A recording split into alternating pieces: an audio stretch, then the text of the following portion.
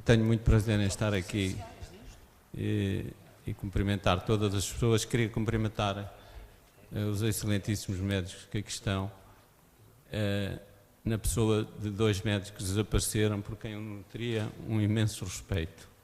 Um era o pai também de dois médicos que estão aqui presentes, José Manuel Leitão e Fernando José Leitão, o Dr. Carrilho Leitão, que era para mim o paradigma do velho republicano, democrata, um homem de princípios, de valores, e que um dia, quando o filho, que também participou, mais novo, está ali a rir-se porque ele não gosta de ser responsável pelo 25 de Abril, não é? Quando o filho lhe perguntou, uns dias logo a seguir, mas então como é que vai ser? Isto é capaz de ser uma grande confusão. E o doutor Leitão disse-lhe: não te preocupes, meu filho, eu não estou a citar exatamente textualmente, estou a transmitir a ideia, porque os partidos políticos vão se organizar, vão tomar conta do poder político e isso vai ser um avanço civilizacional.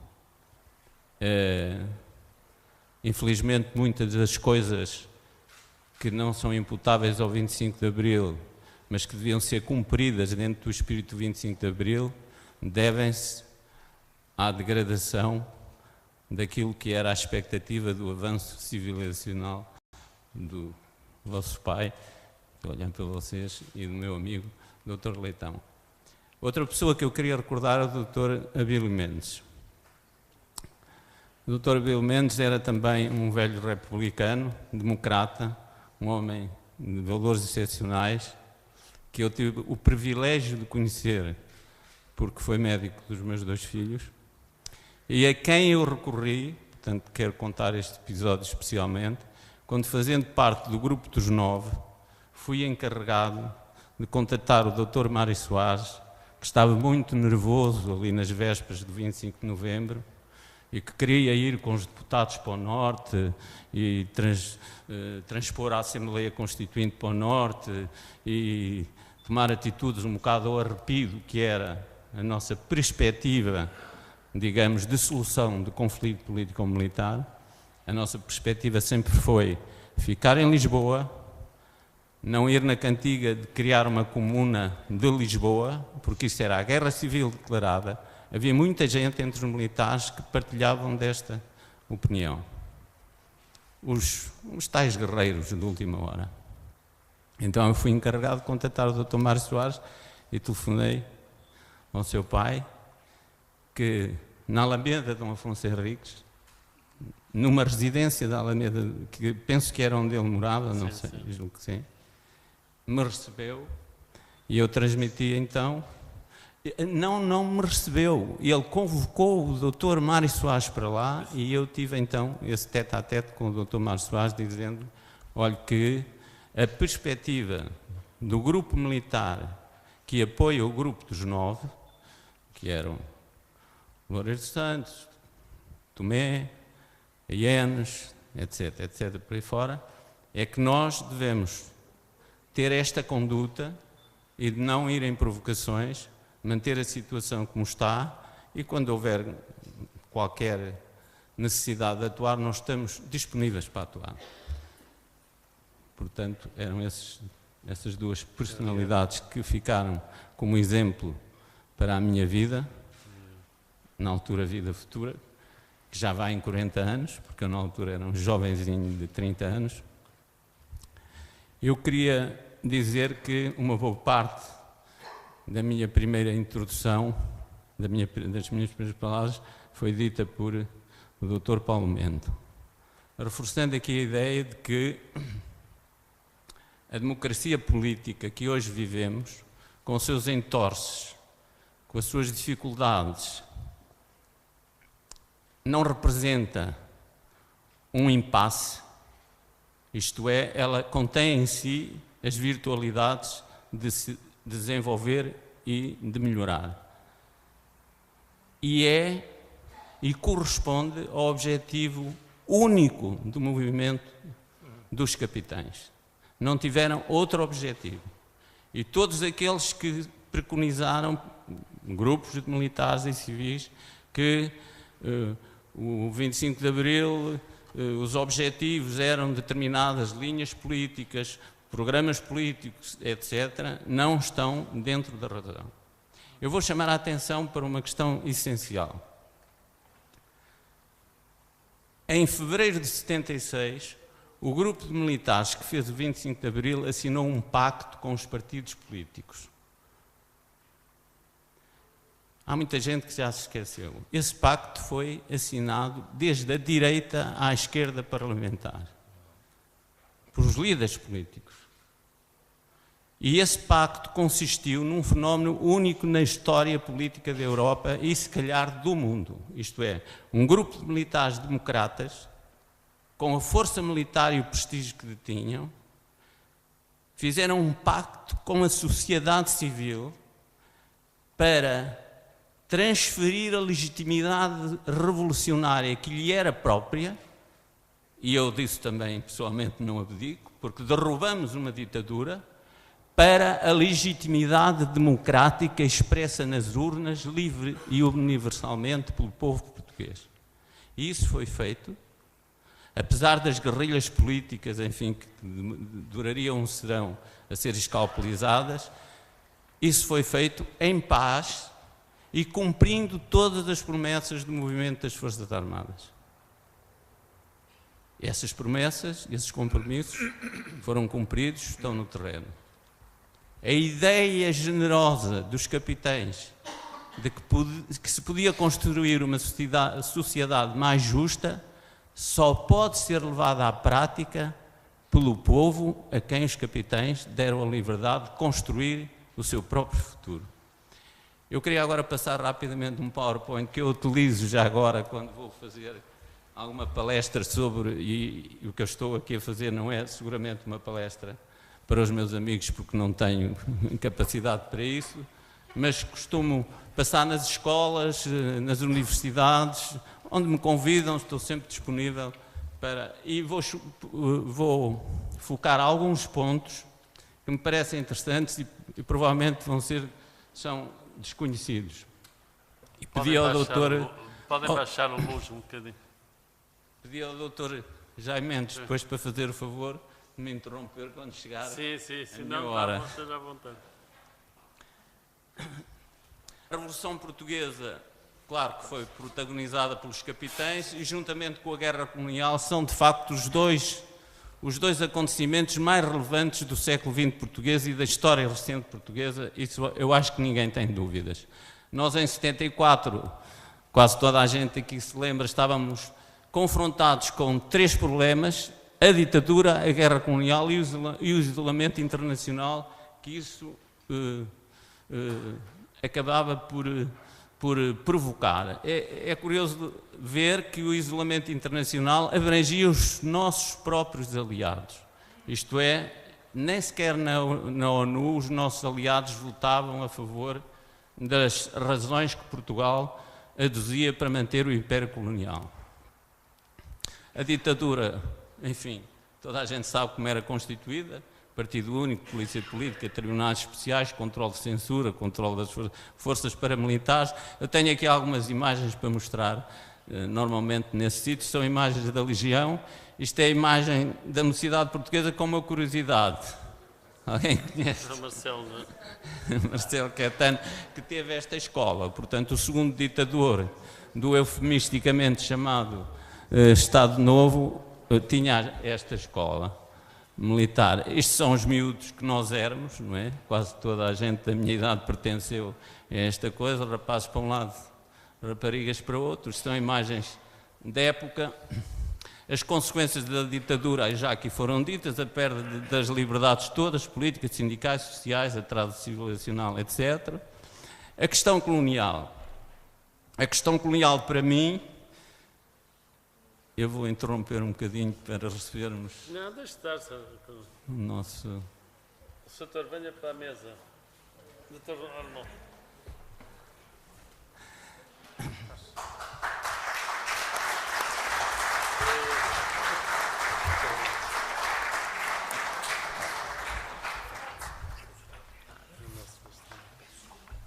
vou descontar estes minutos. Era Como isso ao que eu- árbitro. Vou descontar. Às vezes os árbitros não Exato. descontam o tempo. Fica descontado. Desculpa, mas eu depois justifico a minha este tempo de ausência, porque eu venho de outra, como se vê.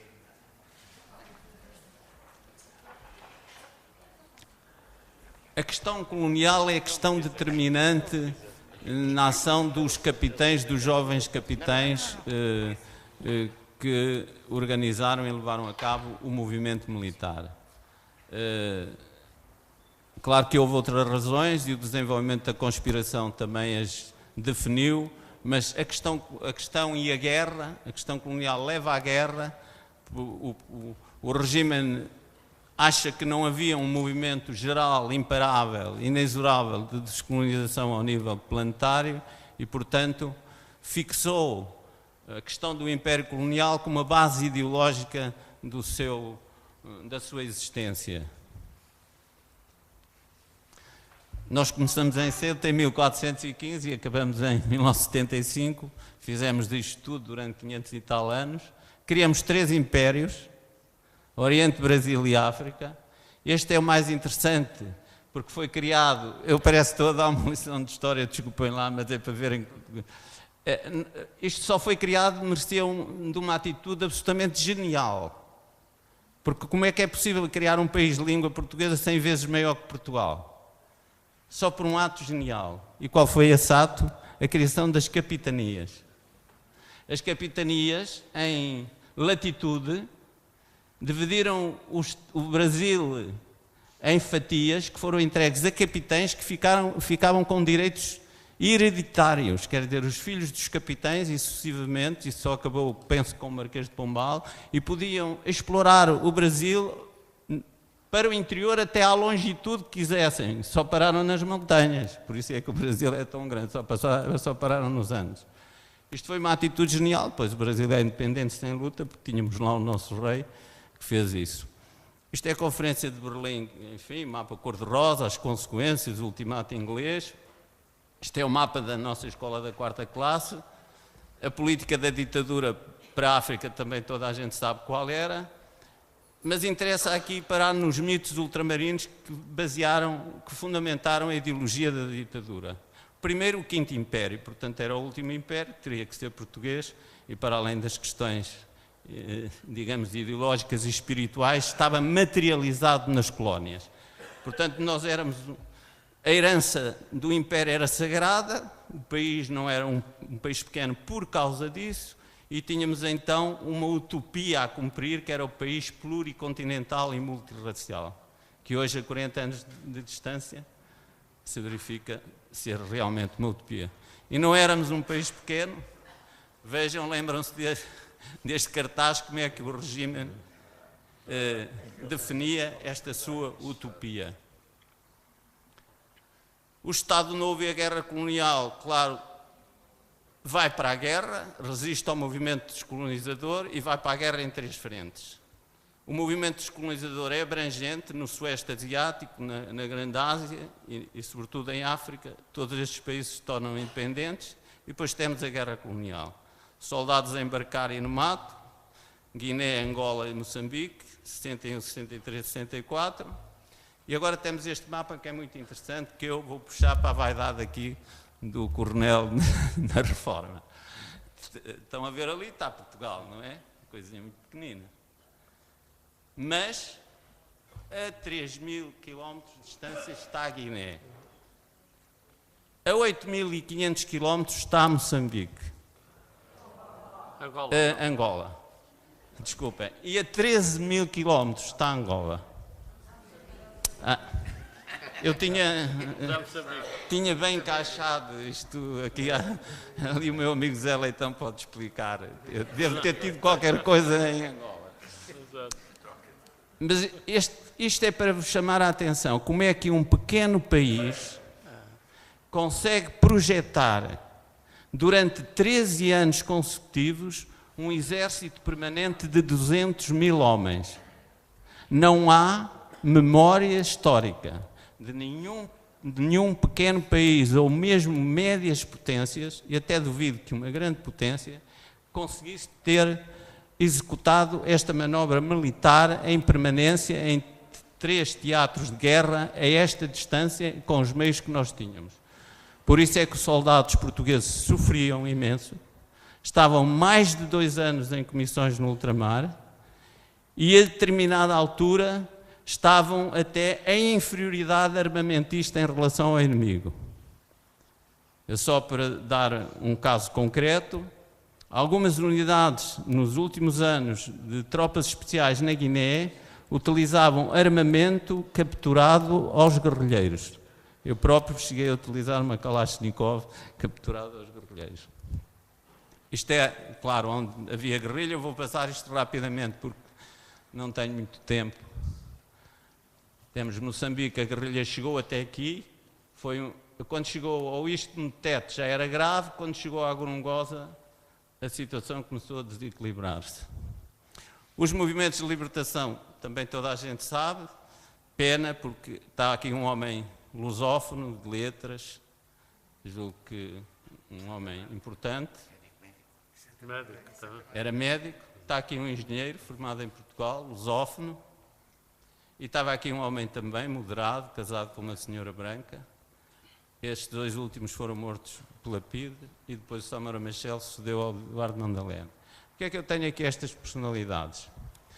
Porque eles propuseram ao Salazar, em 1958, na altura estavam na Casa do Império, em Lisboa, a maior parte deles e dos seus amigos, conversações para um processo de descolonização. Nós não fizemos um processo de descolonização, fizemos um processo de transferência de poder à pressa, não é? A todo vapor. E eles propuseram ao ditador conversações que foram absolutamente negadas. Isso existem documentos históricos que provam isso. Na guerra colonial, portanto, os efetivos portugueses, que rondavam os 200 mil, e os guerrilheiros tinham para nos opor cerca de 25 mil, que era, aliás, uma estatística quase coincidente com a doutrina de Mao Tse-tung. Os fatores que desgastaram as nossas tropas foram falta de quadros, instrução deficiente, armamento, equipamento, intensidade de conflito e o moral e estado psicológico das nossas tropas. São as baixas, como veem, cresceram sempre. E agora, eu vou, também já só devo ter para a metade do tempo. 4 minutos. Mas ainda dá 5 para minutos exibir. dá. Para fazerem uma ideia da violência da guerra e de como esta guerra tinha necessariamente que mexer com os capitães do 25 de Abril, eu vou exibir aqui um pequeno vídeo que é provável que algumas pessoas já tenham visto, que foi por acaso executado o filme numa operação militar em Coboiana, no noroeste da Guiné, com a autorização do general Spínola, a uma equipa da ORT, da Ziemchen francesa, aliás liderada essa equipa de jornalistas por uma mulher, e o Spínola nem queria deixar ir a equipa para o meio do destacamento de cavalaria, porque era uma mulher, mas ela lá conseguiu convencê-lo, e também ele deixou essa equipa ir filmar as tropas portuguesas porque estava convencido que naquela área não havia inimigo presente e que, portanto, eles podiam dar uma passeata e eles virem com imagens e exibirem em França a dizer, estão a ver como as tropas portuguesas dominam o terreno e não têm qualquer resistência. Este episódio de guerra, infelizmente, eu vivi alguns deste tipo, como alferes e depois mais tarde como capitão, fui sempre as zonas operacionais, mostra até que ponto a violência da guerra teve uma influência, não foi só nos capitães, foi também nas famílias, foi também na retaguarda, porque quando nós, para terminar e começar a exibir o filme, vou dizer isto, quando os capitães, na madrugada de 25 de Abril, levantaram das suas casernas, a meio da madrugada, os soldados para se sublevarem e lhe explicaram o que é que iam fazer, não houve uma única deserção, nem uma única recusa. A revolução foi feita por cerca de 5 mil homens em armas que vieram atrás dos seus capitães, guarnecendo as colunas e ficando a guarnecer os quartéis que se tinham sublevado e que tinham sido muitos. Agora, se não se importa, apagar a luz.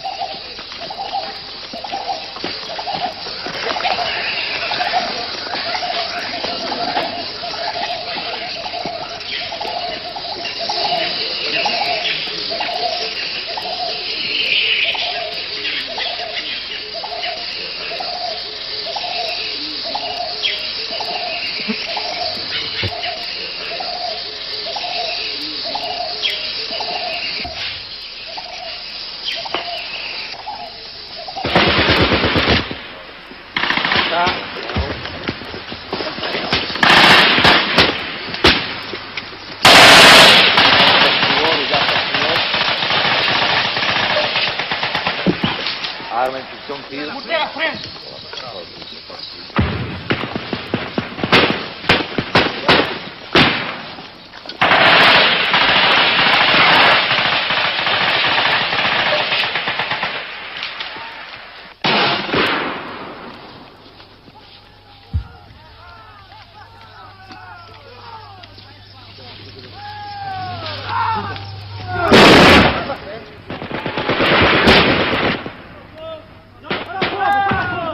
Para o fogo!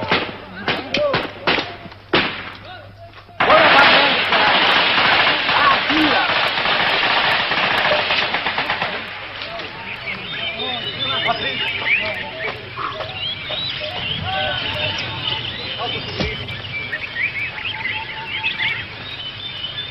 Afirmativo, pá. Afirmativo, afirmativo, afirmativo.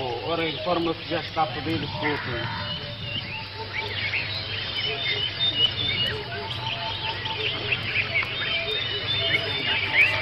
Já transmita para a mãe, escuta.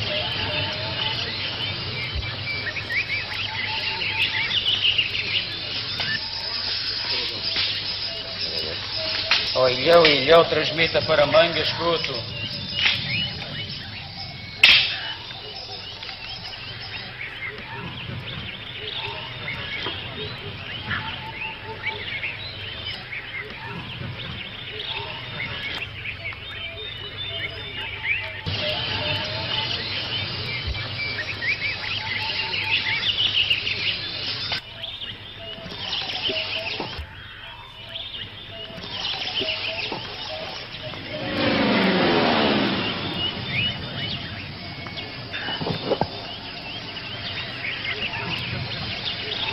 Eu informo que tenho 3 peões. Ponto já assinalado. Preparação a começar para a evacuação. Ainda está correto.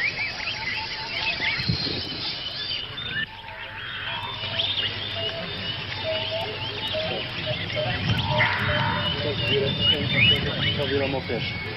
Tem que virar mais peça. Levanta aí.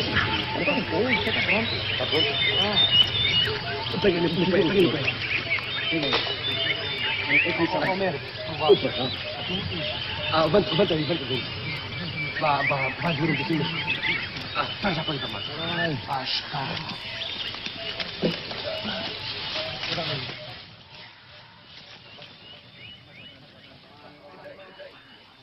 Olha o braço. O braço pode esconder ao longo do corpo. Já vai passar a fazer logo assim.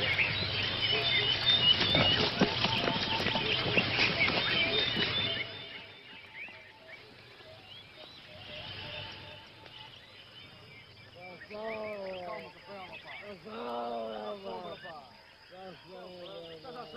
Está na sombra, Capela. Está com velho, pá. Calma lá. É mal. Calma, calma. Ai. Água. Água? Ai, água. Está aqui. Está aqui, água. Está na sombra, Capela. Está na sombra, pá. Deixa aqui, não é uma sombra, pá. Não é uma sombra. Está na sombra, pá. Tu não estás numa sombra, Capela? Numa sombra, pá.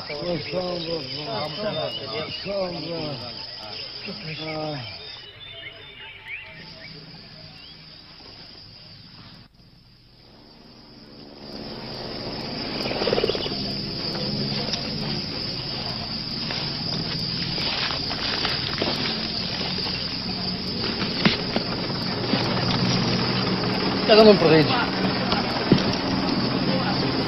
Já viram agora? Já viram? Já viram agora?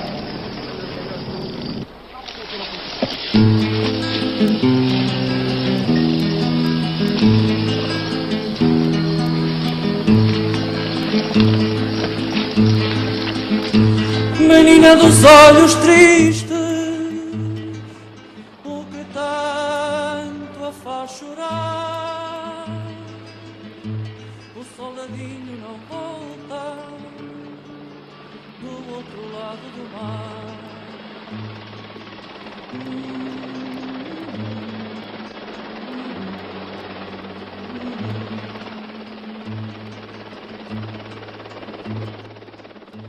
Vamos, senhor pensativo, olha o cachimbo a apagar. O soldadinho não volta do outro lado do mar.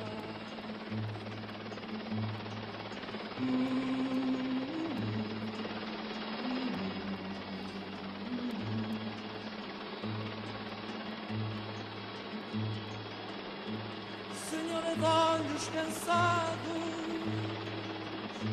porque a fadiga o tiar. O soldadinho não volta do outro lado do mar.